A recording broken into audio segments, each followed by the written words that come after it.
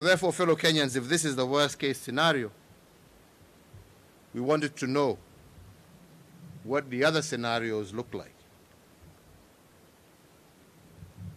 So if today we put in place all the necessary interventions and relax these by only 20%, what would this look like? According to the experts behind me here,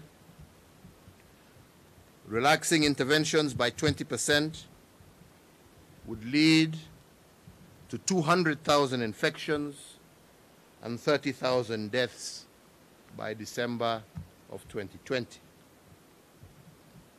Further, if we relax the interventions by 40%, the infections will peak in November with 300,000 infections and 40,000 deaths. If we were to go even further and relax them by 60%, the pandemic will peak in October with 450,000 infections and 45,000 deaths. Although these projections are generated by a model, our experts have shown us hard evidence suggesting that countries which opened up without proper protocols also experienced serious waves or secondary waves of infections. Spike of infections were, for instance, experienced when religious gatherings were allowed in South Korea, Pakistan, and Malaysia. So if this is our new reality, and we face the dilemma of easing restrictions or continuing with them, the question then is, what must we do as a country? What is our irreducible minimum for reopening the country? What is the threshold below which we cannot go?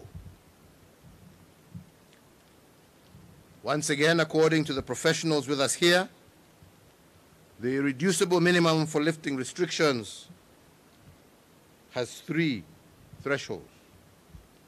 One, to open up, the infections must be contained and the number of infections and deaths must be headed downwards. This is currently not the case in our country. Two, our healthcare system must be prepared sufficiently to take on a surge in infections. It must not be overwhelmed at any one point during this pandemic. Access to testing, isolation, and quarantine must be a bare minimum in our health facilities. This is not currently the case.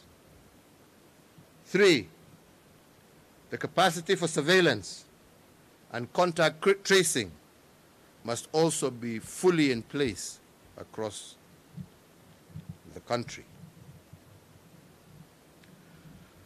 So the question then we must all ponder together, fellow Kenyans, is whether we have met this threshold or these three thresholds in order to lift the restrictions. Have the cases, as I have said, of infections taken a downward turn, for instance?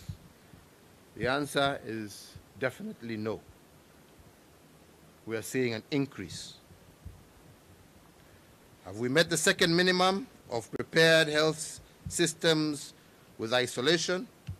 Again, as I said, the answer is no. And I just give two examples. Siaya County has only a 10-bed isolation facility, and already they have admitted 9 COVID patients from only one incident. Similarly, Busia County has a 34-bed isolation facility. And 2 days ago, that facility was full.